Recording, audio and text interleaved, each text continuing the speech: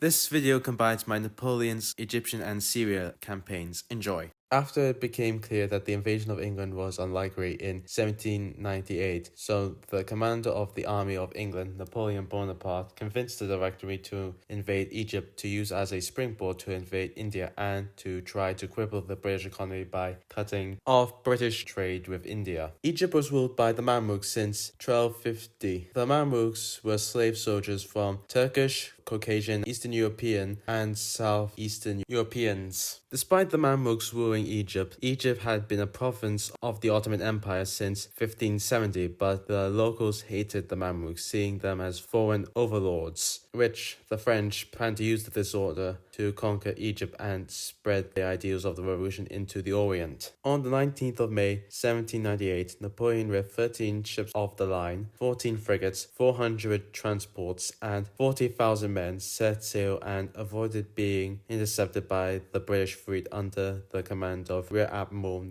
Horatio Nelson. The French fleet arrived in Malta on June 10th, where the island was ruled by a crusading order called the Knights Hospitaller, which ruled the island since 1530. The order was two-thirds French, and they were sympathetic to the revolution, and the locals despised the order, so within 2 days, Grand Master Ferdinand von Hompesch surrendered the island, and within several days the Knights would leave Malta or join Napoleon's army. During Napoleon's 6 days on the island, Napoleon completely reformed the governance of the island to implement French revolutionary ideals onto the island. Napoleon abolished feudalism and slavery, freeing political prisoners and establishing schools. But the French during this time looted the island and seized religious orders' property, which tripled Napoleon's war chest. Leaving 4,000 men to guard the island, on the 19th of June, Napoleon again set sail to Egypt, where Nelson's fleet passed the French fleet because, due to the bad weather, neither side could see each other, and Nelson didn't realize that he had overtaken the French fleet and gotten to Alexandria first on the 29th of June and waited 24 hours before frantically continuing his hunt for the French fleet. On the 30th of June, an hour later after Nelson had left, the French fleet arrived in Alexandria, and on the 1st of July, Napoleon disembarked quickly and with 5,000 men captured the city the next morning. After disembarking, the rest of the army and 167 savants that accompanied the army. They were there to study Egypt's historical and natural sites. But when they arrived in Alexandria, believing it would be the place from the days of Caesar and Cleopatra, but they were bitterly disappointed what the millennia had done to the city. The once great city of Alexandria was now a ramshackle town with only 6,000 people. As Napoleon was disembarking, Murad and Ibrahim Bey, the two most powerful lords of Egypt, summoned the Mamluk chiefs to Cairo and rallied an army to crush the invaders. On July 5th, Napoleon marched his army to Cairo, but the blistering heat and the barren desert took its toll on his men. He forced them to march as his men were running out of water and died due to thirst or removing themselves to escape the suffering. To make things worse, Bedouin tribesmen attacked the stragglers and they would rob, torture and kill them. The march put a strain on Napoleon's officers, with Lannes and Murad having heated confrontations with Napoleon about his decision-making. But within 4 days, they were able to stop at Dammar, where they were able to resupply before the Mamluk army led by Murad Bey marched to face them at Shubar-Kit, where 4,000 Mamluks charged into the French squares, and unable to break the squares and taking heavy losses after 2 hours of fighting, they retreated. The battle boosted the morale of Napoleon's army, and Napoleon continued his march to Cairo. On the 21st of July, near the town of Imbaba, the two armies are about to face in a battle that will be remembered as the Battle of the Pyramids. Napoleon, with 25,000 men, had formed his army into 5 giant squares with cavalry and baggage inside the squares and the corners being covered by the artillery. The 60,000 Mamluk army was split into two due to the Nile River cutting the army into two, with Murad on the west side of the bank facing Napoleon and Ibrahim on the east bank. Murad's 6,000-strong cavalry were between the towns of Bagtit and the fortified town of Imbaba, which was guarded by Ottoman infantry and militia troops. Napoleon marched his army through the Mamluk center and crushed their right flank against the river. But during the march, Napoleon's left flank became disordered, and Murad, seeing the broken French squares, ordered his cavalry to charge. But the French squares were able to reform and waited till they could see the whites of the Mamluks' eyes to open fire and unleashed a devastating volley. Unable to hit the enemy, the Mamluks retreated only to reform and charge again, only to be hit by another deadly volley. After a few more tries, the Mamluks retreated from the battle. On Napoleon's right flank, the Mamluks charged, only to get scattered by the French squares. And with the cavalry gone, the French charged into Imbaba and captured the town, with the garrison fleeing into the Nile, where hundreds drowned, and Murad, with what was left of his army, retreated to Giza and later to southern Egypt, and Ibrahim retreated back to Cairo. The Mamluks suffered 10,000 casualties and the French suffered only 289. On the 24th of July, Napoleon entered Cairo, where parts of the city had been burned when the Mamluks retreated. Napoleon thought Egypt was his, till on the 1st of August at Abukir Bay, Nelson's fleet engaged the French fleet during the evening, where the British fleet were able to destroy the French fleet, with the French flagship L'Orient exploding during the battle. But Nelson was wounded by a French musket ball to the forehead. Now, Napoleon was stuck in Egypt, and to make things worse, Napoleon's treasury was lost when the L'Orient blew up. Napoleon sent General Dessalles south to pursue the rest of Murad Bey's army, while Napoleon set about reforming the administration of Egypt. The feudal system was abolished, establishments of a postal service and hospitals, and introducing a new tax system. Napoleon also established the Institute of Egypt for scientific and scholarly research on the 22nd of August, as well as showing great respect and interest in Islam, and helped him fund construction of mosques and observations of religious festivals, which led to rumors that Napoleon had converted to Islam, but these were merely to curry favor with the locals. While Napoleon was in Egypt, his wife Josephine resumed her affair with Hippolyte Charles, a lieutenant in a hussar regiment. When Napoleon found out about the affair, he wrote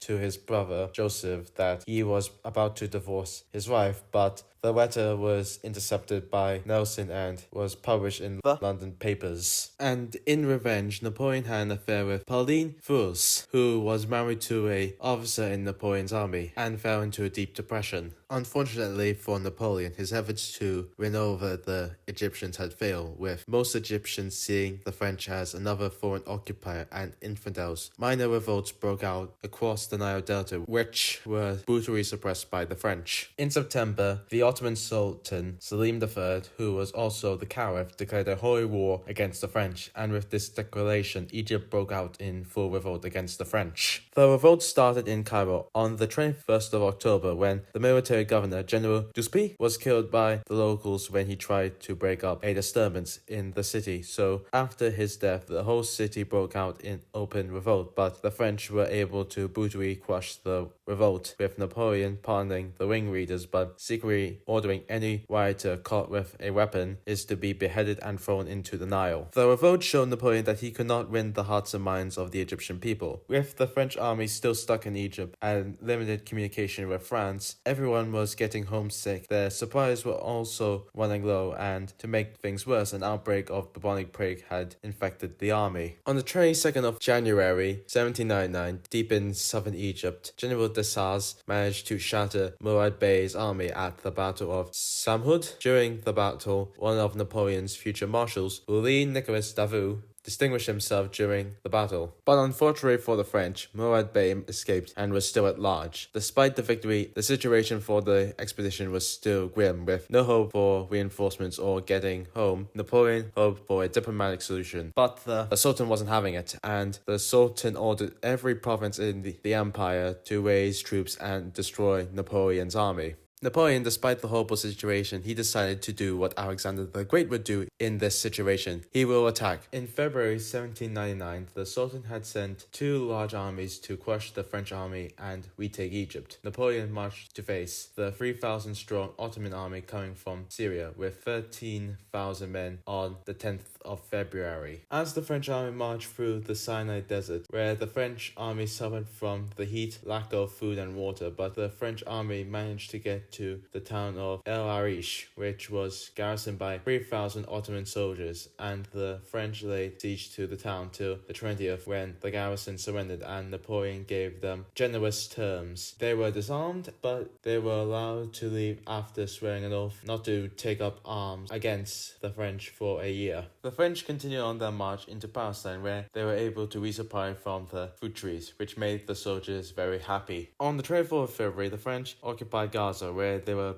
able to resupply from the storerooms which were abandoned by the Ottomans. Napoleon then moved towards the port city of Jaffa, which was garrisoned by 5,000 Ottoman soldiers. The French laid siege to Jaffa on March 3rd, and Napoleon's field guns opened fire on the city's walls. And when a breach was made, Napoleon sent a messenger to invite surrender to spare both sides the horrors of an assault. The Ottomans responded by cutting off the messenger's head and displaying his head on the city walls. Enraged by this, the French soldiers stormed the breach and took the breach, and when they fled into the city, they embarked on a looting and killing spree that lasted for 24 hours. The butchery was indiscriminate. The French slaughtered women and children, and the next day order was gradually restored. With the capture of Jaffa, Napoleon now had 3,000 prisoners with no way to feed or transport them to Egypt, and not wanting to guard them, and also he found out that the garrison at Jaffa had some of the garrison from El Arish. Angered by the oath-breaking and the death of his messenger, he ordered the execution of the prisoners. For 3 days, the French led the prisoners in batches to the beach and killed them, with some being shot or driven into the sea. But on the 3rd day, in order to save ammo, they used bayonets to kill them. This atrocity would follow Napoleon for the rest of his life, with Napoleon saying he had no choice, but the massacre was used as propaganda by Napoleon's enemies. While they were resting in Jaffa, as if by divine judgment, the army had fallen sick with bubonic plague. Napoleon showed considerable bravery when visiting the sick in hospital. Napoleon then moved towards the port city of Acre. The city was famed for its role in the Third Crusade, and now the city was the seat of the local Ottoman governor. That said governor was Alim Pasha al-Jazar, who was nicknamed the Butcher for his deadly ambushes on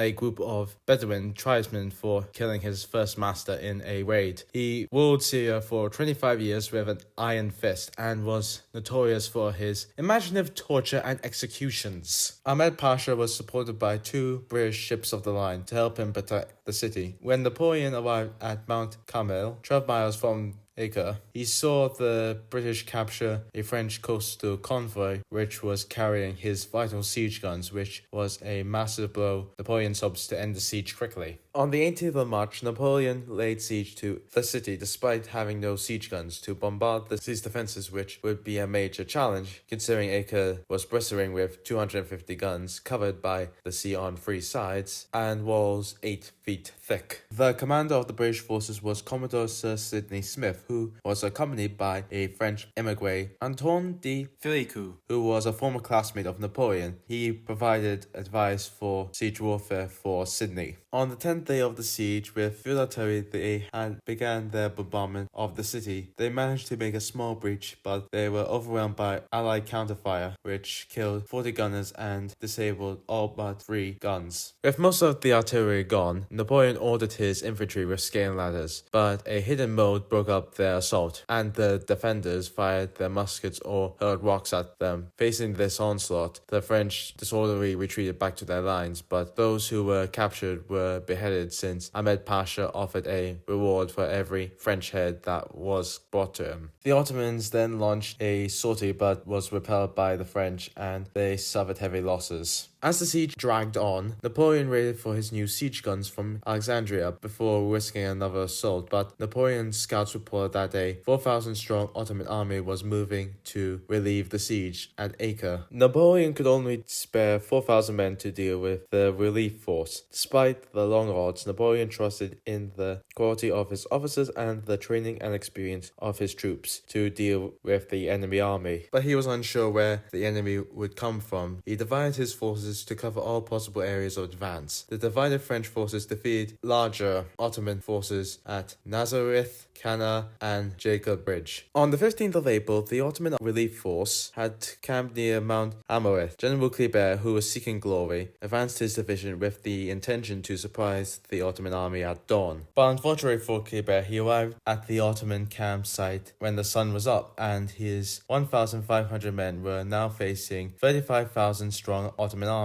on open ground. Kleber ordered his men to form square and held off the Ottoman army for 10 hours under the scorching heat. Luckily for Kleber, Napoleon was waiting to support him with 2,500 men, and when he arrived, he attacked the Ottoman camp, and the Ottoman army, seeing that they were about to be attacked in the rear, they panicked and they fled in all directions, and the Ottoman army was destroyed by the French. With the French decisive winning the Battle of Mount Tabor, the French secured control over Palestine, and hopefully Acre would fall. But unfortunately for Napoleon, due to the British still controlling the sea, it meant that the city was able to get supplies and reinforcements and wasn't going to surrender anytime soon, while Napoleon's supplies were running low, and to make things worse, plague had broken out in the French camp. But on the 24th of April, a French mine exploded underneath one of Acre's towers and caused a breach in the wall. Napoleon then ordered his grenadiers to storm the breach, but they were repelled by a torrent of Allied fire. On the 7th of May, Napoleon replacement siege guns had arrived, and the following day the French bombarded the city. The bombardment created more breaches in the city's walls, and Napoleon ordered another assault on the city, with some units able to get into the city, but they were driven off with an Allied counterattack. On May 10th, Napoleon ordered Kleber's grenadiers to launch a final assault on the city, with Kleber leading the charge. During the assault, Napoleon observing the battle when an enemy cannonball nearly hit him, but it did knock him off his feet. With this assault failing, Napoleon called off the siege, with Napoleon suffering 4,500 casualties in the 4-month siege. On May 20th, Napoleon ordered his army to return to Egypt, with those who were unable to march were massacred with an overdose of laudanum to prevent them from suffering from the plague, and what Ahmed Pasha's men would do to them, but this decision is still controversial. When they arrived in Cairo on the 14th of June, Napoleon made out his Syrian campaign as a triumph, which he wasn't wrong. Despite him unable to hold his newfound conquest, he did destroy the Ottoman army in Syria. After a few weeks of resting, Napoleon got news that the Ottoman invasion force had landed in Abu Qir. Napoleon immediately marched to face the Ottoman army before they could break out of the Nile Delta. The Ottoman army was under the command of Mustafa Pasha. He had 18,000 men, and he ordered them to dig trenches and garrison the Abu Qir fortress. On the 25th of July, the French arrived with 10,000 men, and they plowed through the Ottoman defensive lines, with Joachim Murat capturing Mustafa Pasha at the tip of his sword. The remaining troops held up in the fortress till the 2nd of August, where the Ottoman garrison surrendered. The victory at Abu Qir had done much to repair Napoleon's reputation after the defeat at Acre, but news from France had reached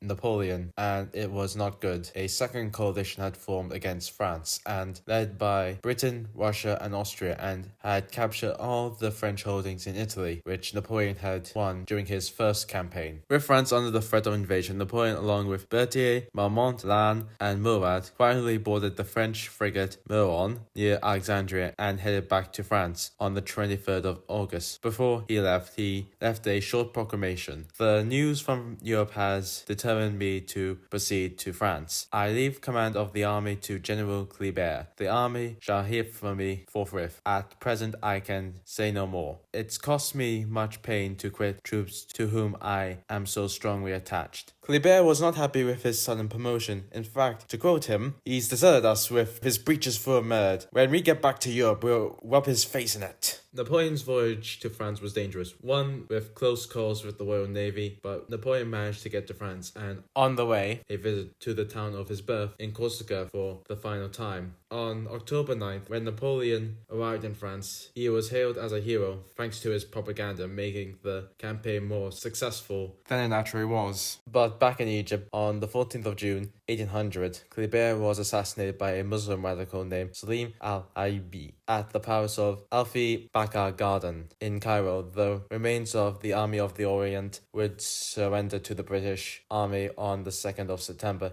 1801 after the siege of Alexandria, and they would later be repatriated to France under the Treaty of Amiens. The legacy of the expedition was the new study called Egyptology and the discovery of the Rosetta Stone, which was taken as a war trophy by the British, and the stone allowed us to understand ancient Egyptian hieroglyphs, which meant that we can understand ancient Egypt better. If you like this video, like and subscribe. See you next time.